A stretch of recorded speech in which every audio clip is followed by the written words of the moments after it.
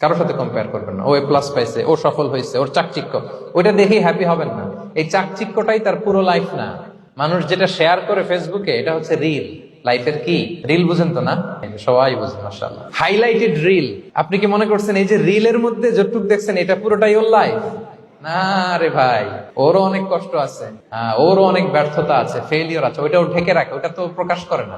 দেখবেন আমরা ফেসবুকে ছবি শেয়ার দিলে কি করি, সবচেয়ে ভালো ছবিটা খুঁজি, হাসি দেওয়া, স্মাইলিং ফেস, স্মার্ট লাগতেছে, সুন্দর পিকচার হয়েছে, এটা দেই। কারণ আমি যে হ্যাপি এটা দেখাইতে চাই আমি সবাই, ঠিক কিনা?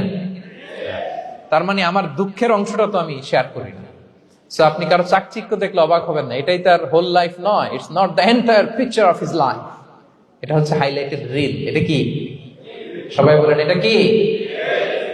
সো কখনো কম্পিট করবেন না অন্যের সাথে। তাহলে কার সাথে কম্পিট করবেন?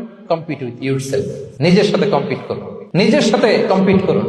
And try to be the better version of yourself in every single day. প্রতিদিন নিজেকে একটু একটু করে ডেভেলপ করার চেষ্টা করুন।